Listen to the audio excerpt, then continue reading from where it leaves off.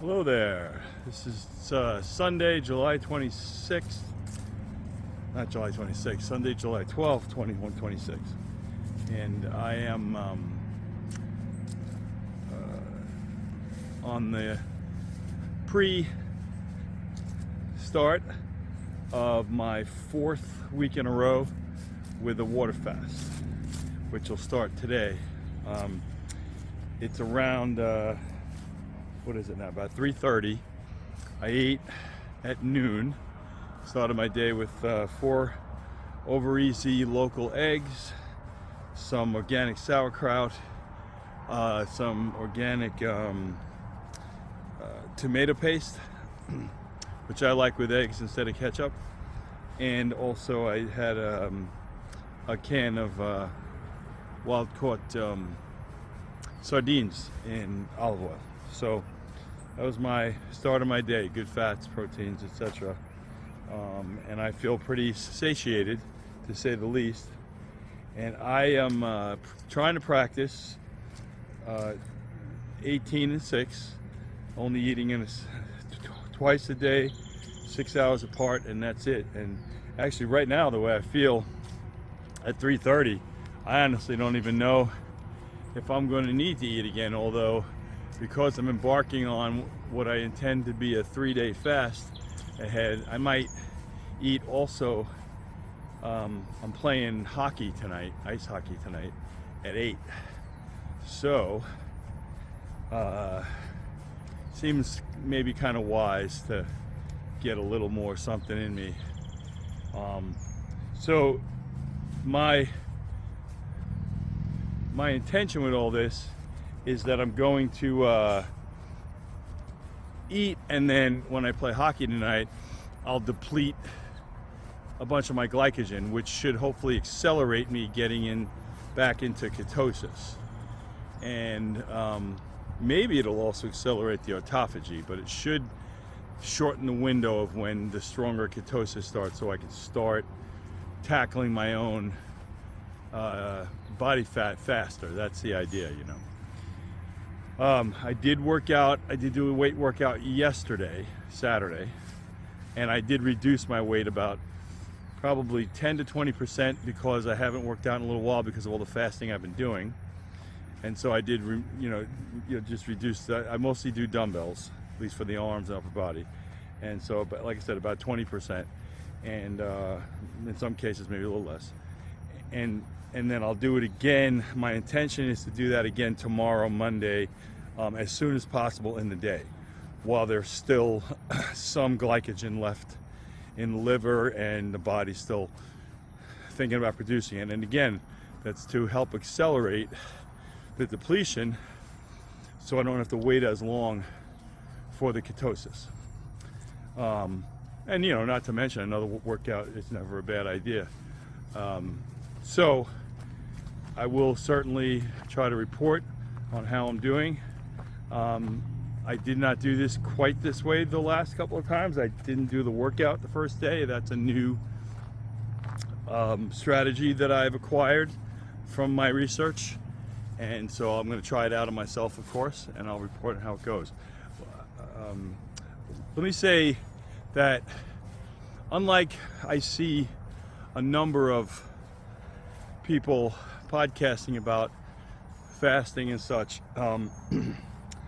they try to, a lot of times, if they're trying to sell you something, they're trying to make everything sound like it's a one-size-fits-all.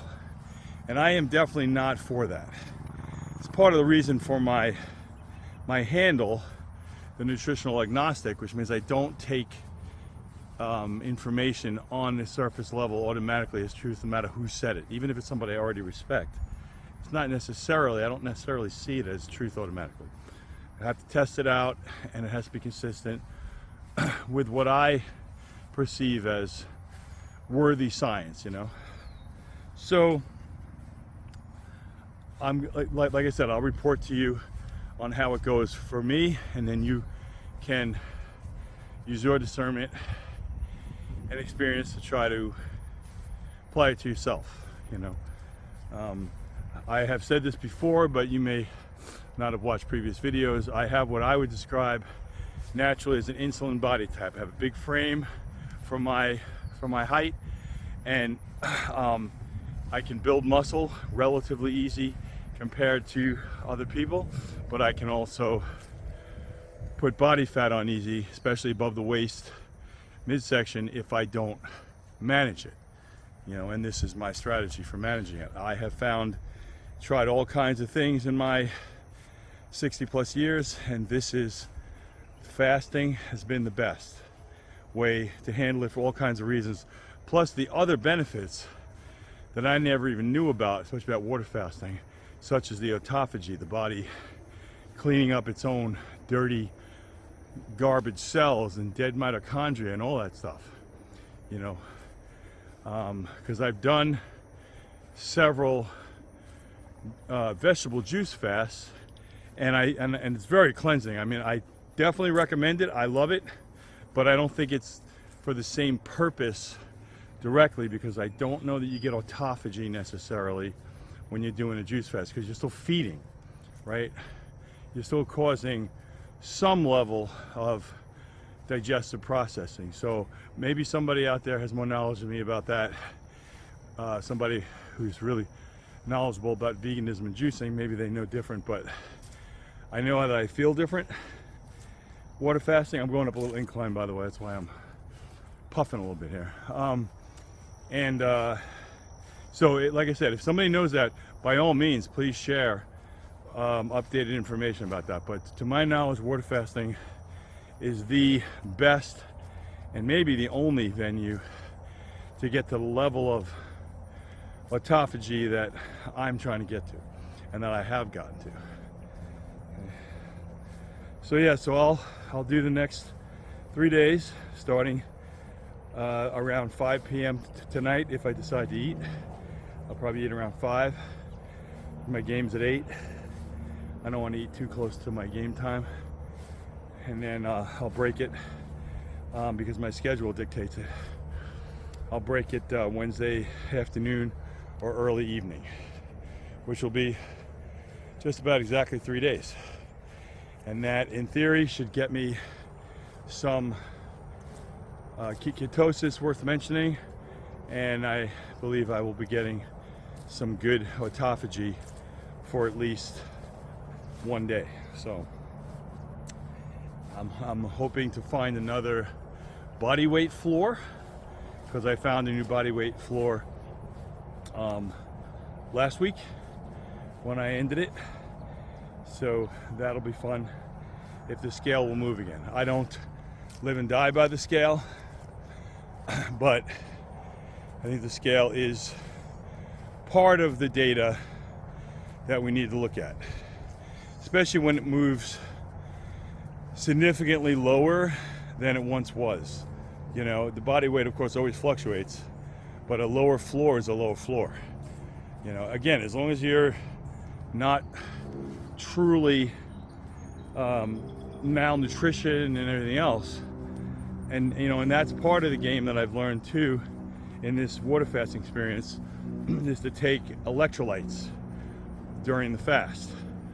That helps stabilize everything, and I believe, if I correctly remember some of the information I've come across, it does also help with the body protecting its muscle, which it does naturally anyway. It has mechanisms built in to protect itself from burning its own muscle, and the autophagy, by the way, is part of that, because when it tears apart old parts and cells and mitochondria, it breaks them apart down into their basic components, and it builds more proteins, amino acids, whatever, you know. So that's pretty much my plan. This will be the 4th week in a row, and I don't know, I mean, this may actually evolve into a pretty regular thing for me, because I know, you know, there are other strategies out there that use similar approaches. You know, there's the infamous, it's now infamous, Eat Stop Eat approach by Brad Pillen, and that one, I believe, is you eat 2 days and take 1 off, and he advocates you don't take off more than 1 day in a row. And you know, and again, if something works, it works. And I think he's the one who actually once said on one of the videos I watched of his that Everything works until it doesn't.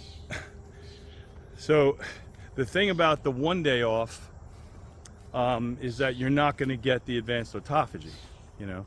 So depending on where you are, you know, I mean, if I get to the point where I'm at a floor bottom weight, where I feel like I don't really want to go any lower than this, and I think that's actually probably within sight for me at this point. I'm probably within, my guess is I'm within 10 to 15 pounds of a bottom that I would not want to go below and feel that I'm still healthy. That's how I feel right now. We'll see if I get there and how I feel, but right now that's how I feel. So there may come a time when I don't feel like I want to do 3 days and the advanced stuff. Maybe I'll feel like 24 hours of a cleaning is enough, or even 18 hours for a short time. But you know, this is an ongoing dynamic, organic thing that you have to do, and a lot of that depends on your choices between the fasts. You know, perfect example, this weekend I let myself eat some pasta. I got some Big Ziti from the local place, had a couple slices of pizza. You know, I did still have my 4 eggs breakfast, or not breakfast, but more of midday. But then when I did eat again, I did, excuse me, I did eat the pasta just because I wanted the treat, and I knew that I was taking a treat, and I also knew I was going to fast again, so I figured if I put a little garbage in there, I'll clean it up, you know. So that's what the plan is this week, and of course, like as I said, I'll report. I'll take a before body weight later today, and then I will compare it every day and see how it processes.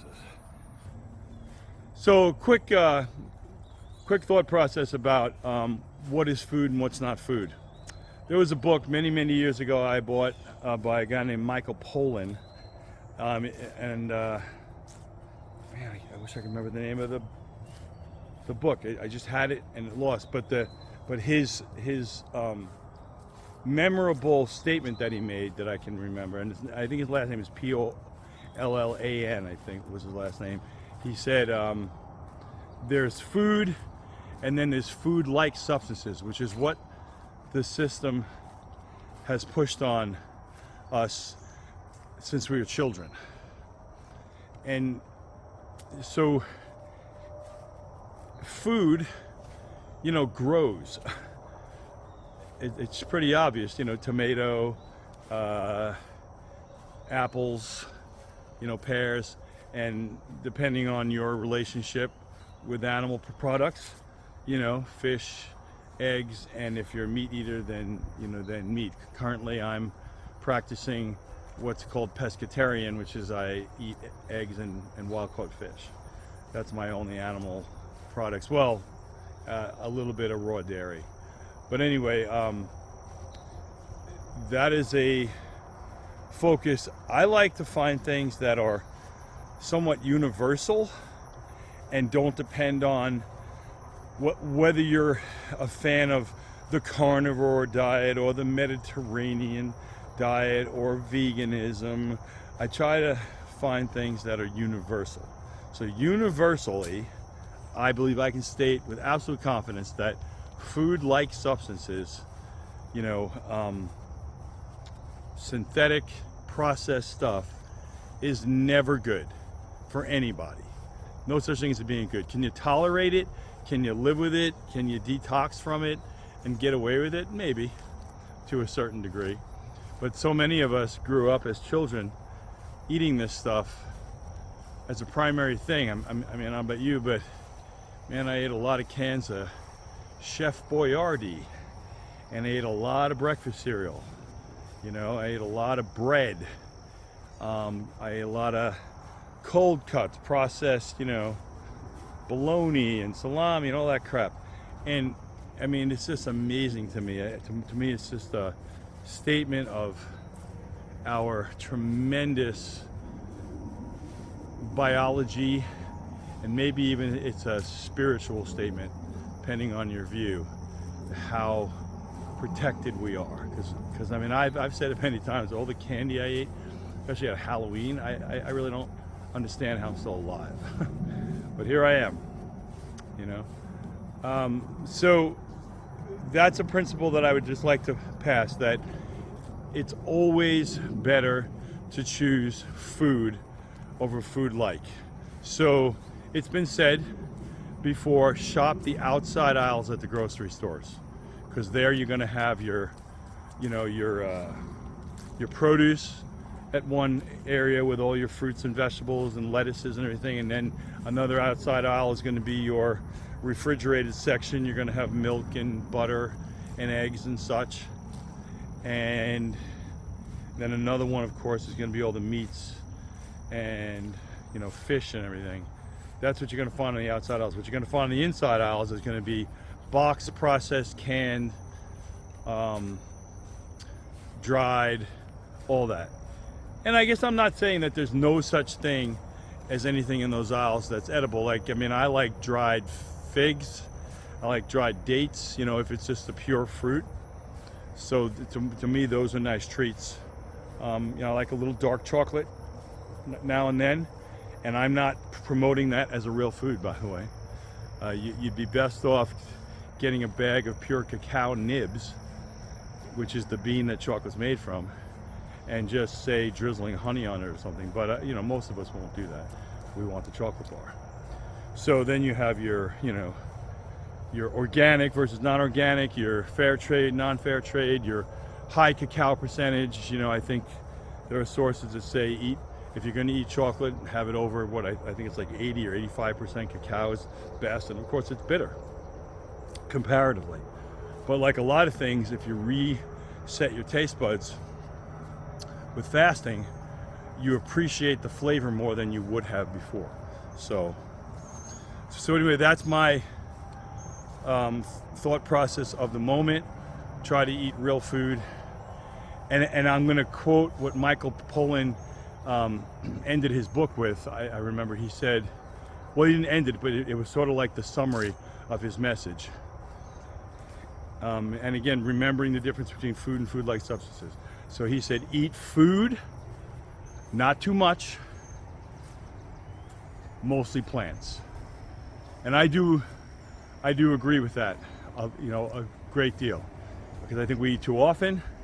I think if we do eat animal products, we probably eat too much of them. And we're definitely, as a culture, we're eating way too much processed garbage. So give that some thought. Try it out on yourself if it sounds good. And I'll share more thoughts when I have them. Okay, so another quick thought train is walking itself. So I have found that walking daily has been an unbelievable upgrade in my quality of life in a way that I never would have imagined. I really can't believe it took me this long to learn how valuable walking is.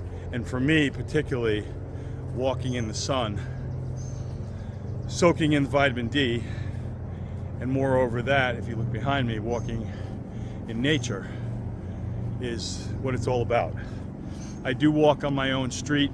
I live kind of in the country with only a few houses on my street, a non-busy road, so I do, when I don't have time or the weather's looking iffy, I will walk on my own road.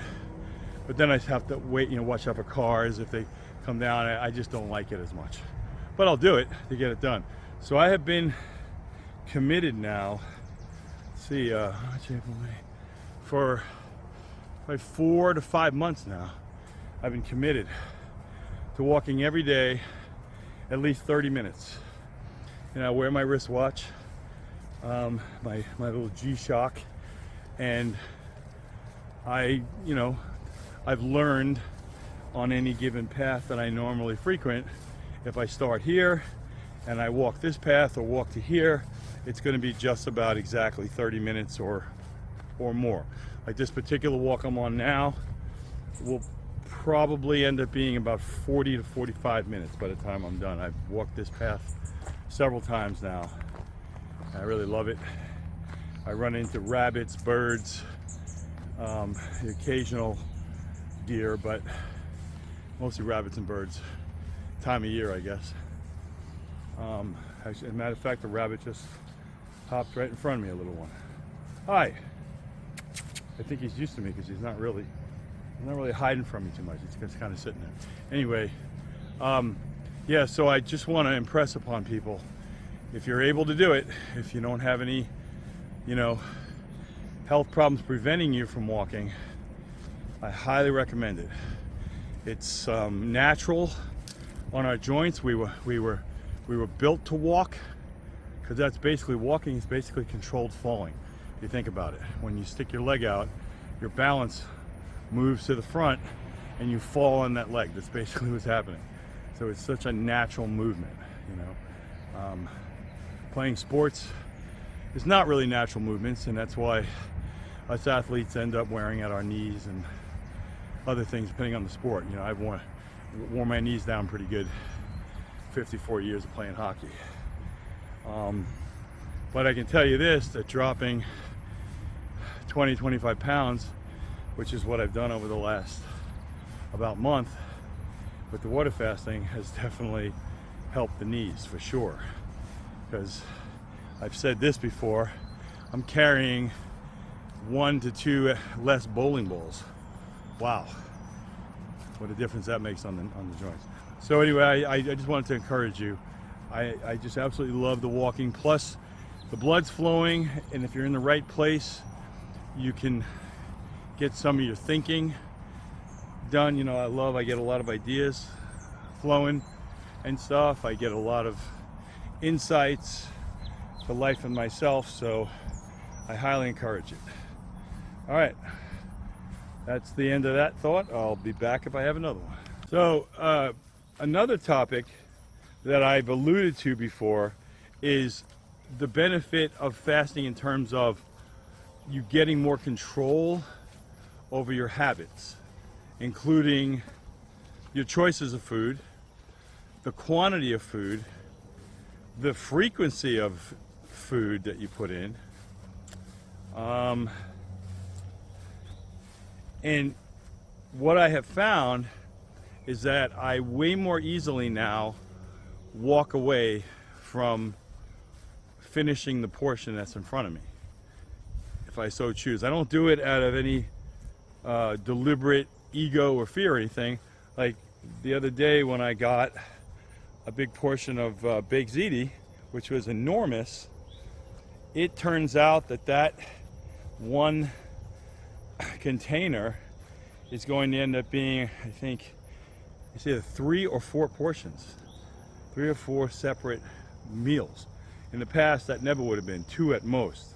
I would have eaten half of it and the other half, and often I just would have kept binging on it anyway because it's so, tasty and delightful in the moment. But not happening. My awareness of my satiation is much sharper, and that's true of pretty much all the stuff I've chosen to eat. Plus, I can more naturally and easily tell myself, especially if I had carbohydrate, tell myself, wait, burn that up.